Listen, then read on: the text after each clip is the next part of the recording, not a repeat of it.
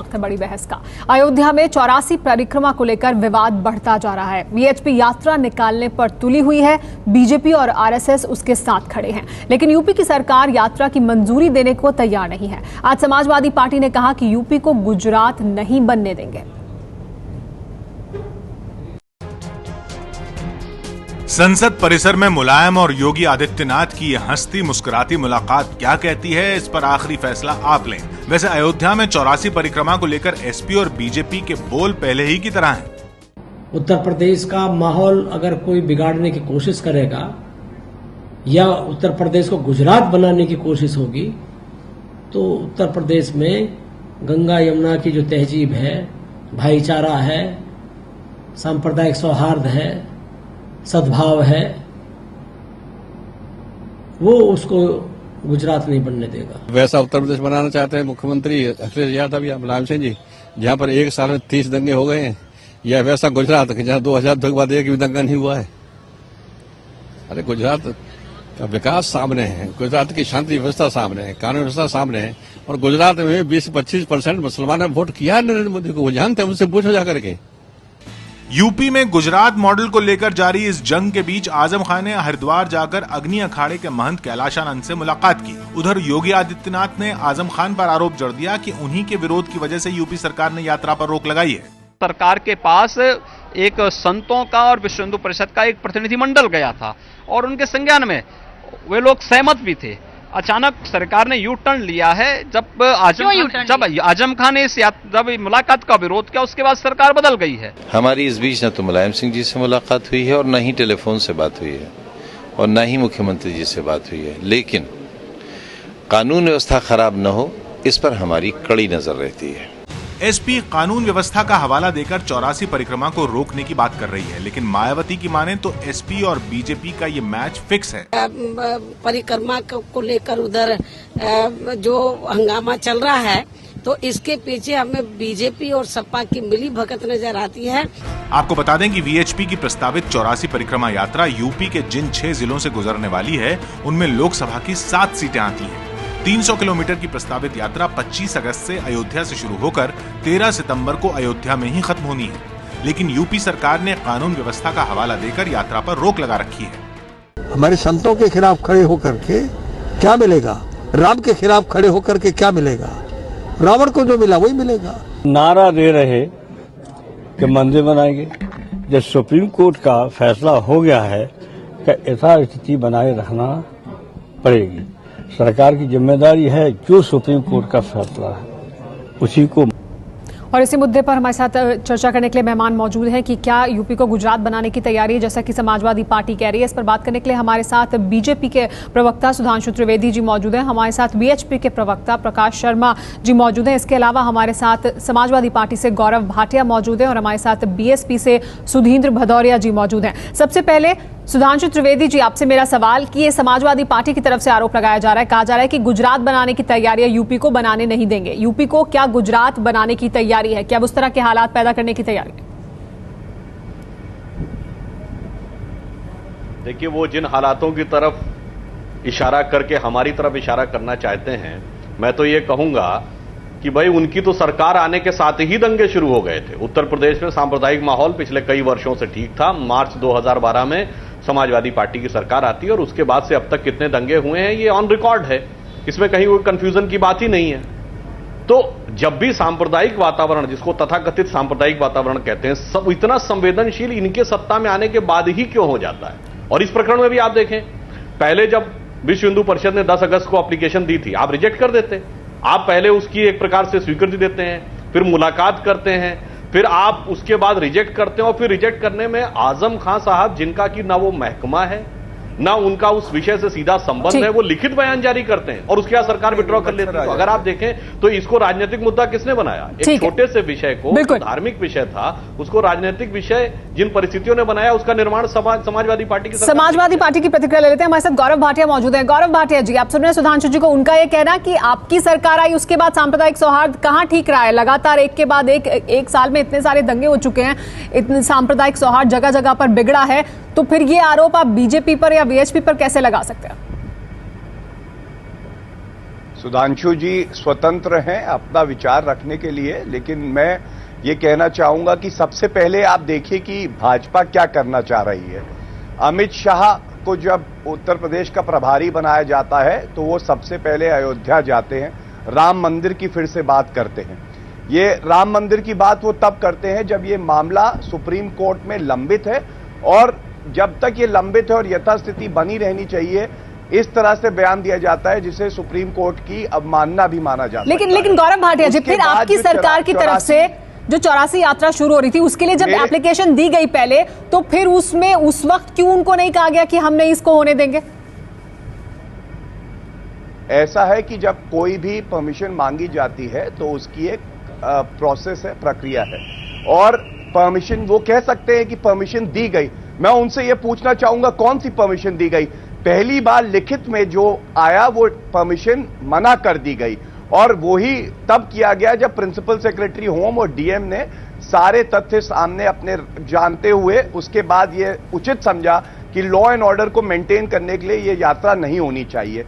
और इसके बाद सबसे बड़ी बात यह है कि ये यात्रा है क्या। 84 कोस की यात्रा जो है वो अप्रैल और मई के महीने में हो चुकी थी, और ये नया रूट सिर्फ इसलिए बनाया गया अयोध्या को जोड़ते हुए जिससे कि वहां पे सांप्रदायिक भावनाओं को और ज्यादा बढ़ाया जाए, जिससे कि वहां पे हिंदुत्व की बात की जाए। और ये पहला कर्तव्य है जो राज्य की सरकार है उसका कि वहां पे कोई दंगा। आप कह रहे हैं कि ये जो यात्रा है इसे ठीक रहे, इसे दोबारा जानबूझ के किया जा रहा है ताकि सांप्रदायिक सौहार्द बिगड़े। हमारे साथ बीएचपी से मौजूद हैं प्रकाश शर्मा जी। प्रकाश शर्मा जी, सीधा आरोप यही लगाया जा रहा है बीएचपी पर लगातार समाजवादी पार्टी की सरकार की तरफ से कि आप ये यात्रा इसलिए कर रहे हैं ताकि सांप्रदायिक सौहार्द बिगड़े, ताकि बीजेपी को राजनीतिक फायदा हो।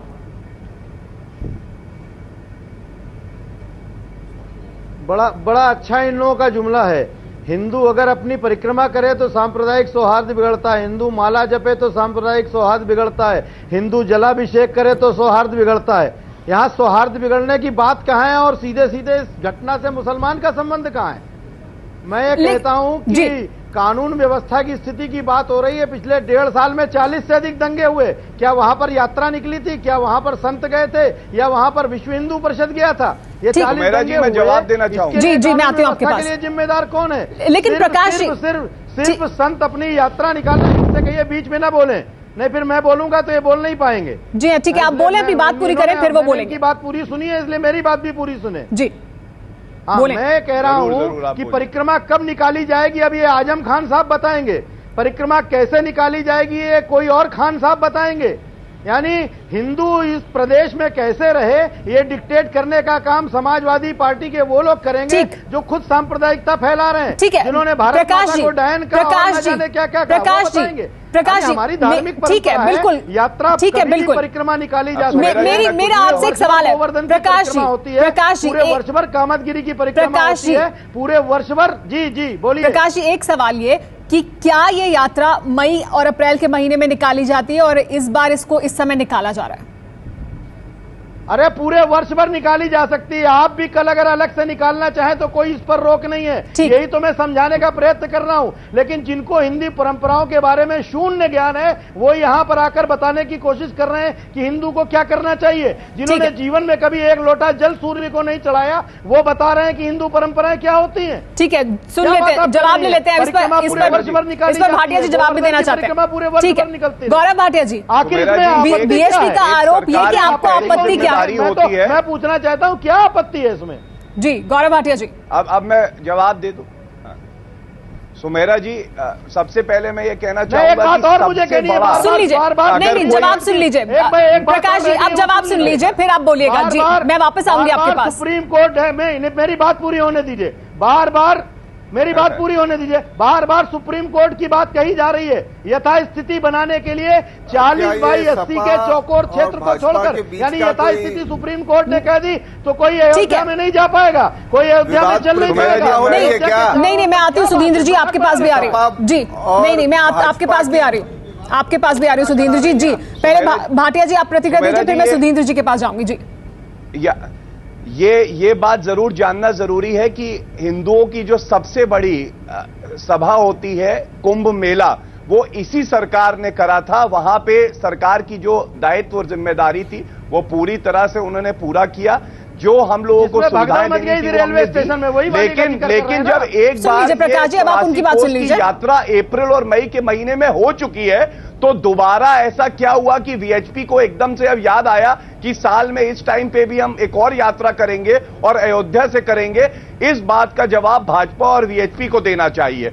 और अगर कोई भी प्रयास करेगा कि उत्तर प्रदेश की शांति अगर हम दोबारा तो हम उस पर कड़े से कड़ी कार्रवाई करेंगे। और जो निर्णय लिया गया मैं इस पर जवाब लूंगी, लेकिन सुधींद्र भदौरिया जी भी हमारे साथ मौजूद हैं, बीएसपी से, उनकी प्रतिक्रिया भी लेते हैं। सुधींद्र जी, आप सुन रहे हैं यहाँ पर जो समाजवादी पार्टी की प्रतिक्रिया है, जो वीएचपी की प्रतिक्रिया, वीएचपी अड़ी हुई है कि हम यात्रा निकालेंगे। समाजवादी पार्टी कह रही है कि धार्मिक सौहार्द को बचाने के लिए हम रोकेंगे हर हाल में। चुनौतियां एक दूसरे को दी जा रही है, लेकिन दरअसल बिगाड़ कौन रहा है सांप्रदायिक सौहार्द? कोई चुनौती नहीं दी जा रही है। जो उत्तर प्रदेश सरकार की जिम्मेदारी है, जो संविधान के तहत उसे करना है, वही सरकार कर रही है। हम किसी को चुनौती नहीं दे रहे। और ये गौरव भाटिया हमेशा बोलने नहीं देते हैं किसी को। नहीं बोले आप, सुधींद्र जी बोले। ये आदत है कि ये हमेशा दूसरे के बीच में अपनी बात का व्यवधान पैदा करते हैं। मैं ये कहना चाहता हूँ, ये दोनों दल, समाजवादी पार्टी और भारतीय जनता पार्टी, सुनियोजित ढंग से साजिशन, दोनों एक तरह से सांप्रदायिक तनाव पैदा कर रहे हैं।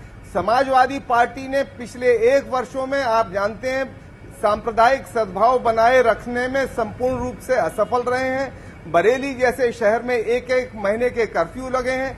100 स्थानों पर सांप्रदायिक टकराव हुए हैं।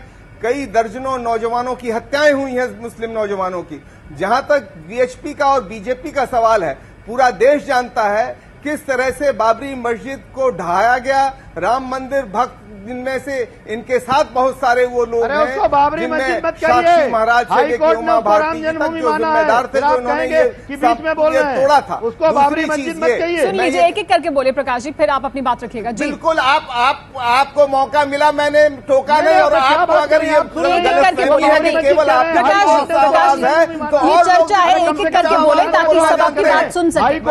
देखिए, इनका ये बहुत गलत। वीएचपी इस देश के अंदर समाजवादी पार्टी के साथ मिलकर निश्चित तौर पर सांप्रदायिक तनाव पैदा करना चाहती। मैं दावे के साथ कहना चाहता हूं, बहन मायावती जी ने, जो हमारी राष्ट्रीय अध्यक्ष हैं, उन्होंने स्पष्ट कहा है दोनों लोगों के बीच में मिली भगत है। और ये सुधांशु त्रिवेदी जी, हमने ये आरोप आप पर ये लगातार लग रहा है। और जिस तरह की मुलाकात भी हुई है पहले अशोक सिंघल की, आज हमने तस्वीरें देखी का माहौल ये बिगाड़ ठीक है योगी आदित्यनाथ के साथ मुलायम सिंह यादव की। क्या ये फिक्स है सब कुछ, ये मिलजुल कर किया जा रहा है कि सांप्रदायिक और इसीलिए तनाव पैदा किया जाए और उसका फायदा लिया जाए आने वाले चुनाव में? 2 घंटे वार्तालाप करते रहे जी। सुन लेते हैं, जवाब ले लेते हैं सुधींद्र जी। मुलायम सिंह, सुधींद्र जी जवाब ले लेते हैं। आप जो बात कह रहे हैं उस पर प्रतिक्रिया ले लेते हैं, प्रदेश के प्रतिक्रिया ले लेते हैं। हमारे साथ बीजेपी और वीएचपी से भी मेहमान मौजूद हैं। जी सुधांशु जी। देखिए, ये जो बसपा की तरफ से आरोप लगाया गया कि ये सपा भाजपा की मिलीभगत है, इस पे मैं कहना चाहूंगा कि अभी जो सुधींद्र जी ने बोला, कोर्ट ने उसको बाबरी मस्जिद नहीं डिस्प्यूटेड स्ट्रक्चर कहा है और अपने जजमेंट में राम जन्मभूमि माना, फिर भी बाबरी मस्जिद बोलकर कौन उसको सांप्रदायिक बनाना चाह रहा है। अब आप ये देखिए, ये सपा को तो छोड़िए, कांग्रेस क्या कर रही है पूरे देश में।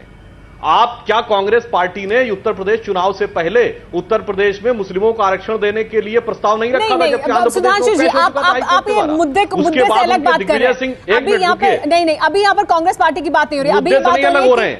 मुझे पूरी बात करने दें, कृपया मुझे पूरी बात करने दें। सुधांशु जी, मेरा आपसे सवाल ये कि आप अभी फिलहाल मुझे पूरी बात करने दें कृपया। और समाजवादी पार्टी और यूपी में जो कुछ हो रहा है उसको लेकर बात पूरा करने दीजिए जी। क्या इसका फायदा आपको मिलेगा?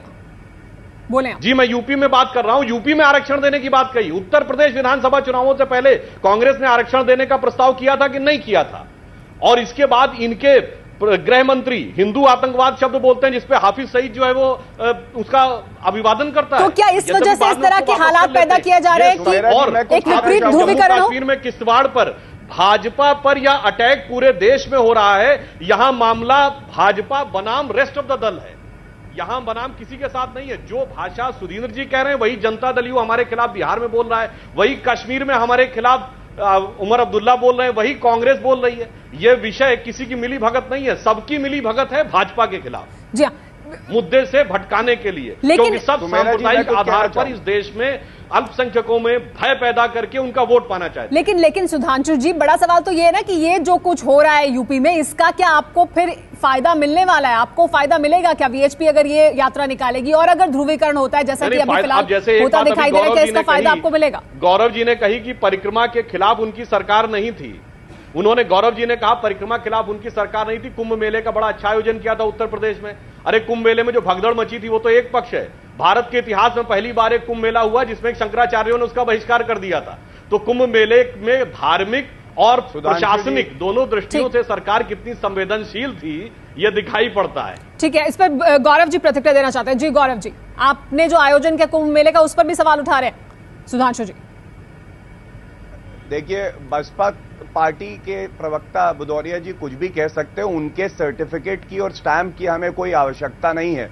सरकार कैसे चलेगी? नहीं गौरव भाटिया जी, लेकिन ये सवाल है लोगों के मन में, ये सवाल है किस तरह से 2 घंटे मुलाकात हुई अशोक सिंघल से। आज भी तस्वीरें हम दिखा रहे थे किस तरह से योगी आदित्यनाथ से आज मुलाकात हो रही थी। मुलायम सिंह यादव की आपकी सरकार बहुत मुखर होकर बोल रही है वीएचपी के खिलाफ, लेकिन योगी आदित्यनाथ से बहुत मुस्कुराकर वो बातें कर रहे थे। लोग इसका क्या मतलब निकालेंगे वो एक अलग बात है, लेकिन ये जो चल रहा है इसको लेकर क्यों ना ये आरोप लगाया जाए? दोनों लोग अंदर से मिले हुए हैं।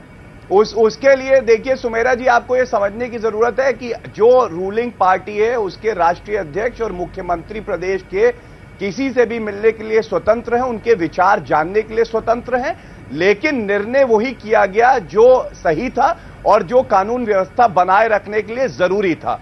और किसी को आप किसी से वार्तालाप करने के लिए दोषी नहीं मान सकते और ना रोक सकते हैं। ये बल्कि दिखाता है कि ये सही प्रजातंत्र है और यही होना ही चाहिए। इसमें कोई अनुचित बात नहीं है, इसको मीडिया तूल दे रहा है। प्रकाश जी, और जहां तक बसपा की बात है, बसपा आज भाजपा को सांप्रदायिक बता रही है और ये भूल रही है कि उनकी राष्ट्रीय अध्यक्ष मायावती खुद गई थी गुजरात और जो है मोदी के लिए उन्होंने वोट मांगे थे। उनकी सरकार 3 बार इसी भाजपा के समर्थन से बनी।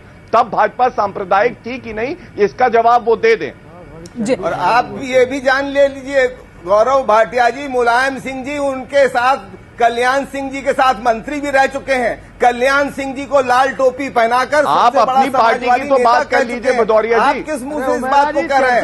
और पूरा देश आप अपनी पार्टी की बात कर लीजिए। भाटिया जी, जिस तरह से मुलायम सिंह इस समय सांप्रदायिक तनाव पैदा करके सांप्रदायिक टकराव पैदा कर रहे हैं, इससे देश के अंदर एक वातावरण बनाना चाहते हैं। प्रकाश जी, लेकिन एक बड़ा सवाल ये कि अब जबकि सरकार ने मना कर दिया है और वीएचपी लगातार अपनी बात पर अड़ी है कि वो यात्रा निकालेगी, आपको लगता है ये ठीक है? ये कानून व्यवस्था को बनाए रखने के लिए, शांति और सौहार्द को बनाए रखने के लिए ठीक है कि सरकार जिसके लिए मना कर रही है आप उस पर अड़े हैं और आप कह रहे हैं कि हर हाल में हम निकालेंगे चाहे कुछ भी हो?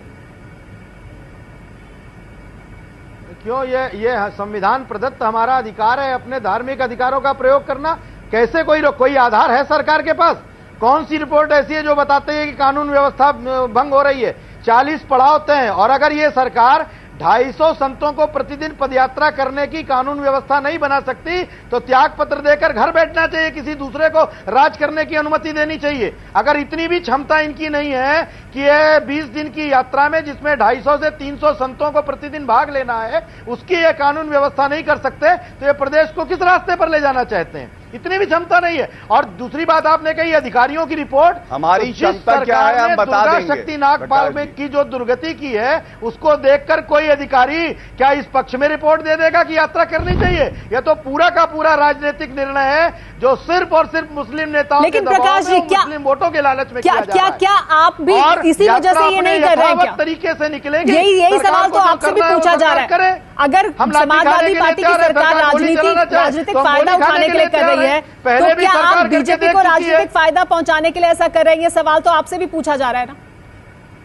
नहीं, यह यात्रा किसी भी कीमत पर किसी को फायदा करने के लिए नहीं है, किसी को नुकसान करने के लिए। मैं तो कहता हूं सारे राजनीतिक दल मिले और कल संसद में कानून पास कराने के लिए बिल ले आए और निर्णय कर दें कि राम जन्मभूमि जिसको हाई कोर्ट ने माना है वहां पर भव्य राम मंदिर बने, यह मुद्दा हमेशा के लिए पूरा हो जाएगा, कोई राजनीति नहीं कर पाएगा। आखिर क्यों नहीं सुन रहे हैं लोग इस बारे में? अगर संसद में सबकी तनख्वाह कितनी बढ़ जाए, सब लोग एक हो जाते हैं, आरटीआई में कैसे संशोधन किया जाए, सब एक हो जाते हैं, तो राम जन्मभूमि के इस मुद्दे को हल करने के लिए क्यों नहीं सारे प्रतिक्रिया देना चाहते हैं, बिल लाते हैं और सब लोग मिलकर के इसका निर्णय कर दें।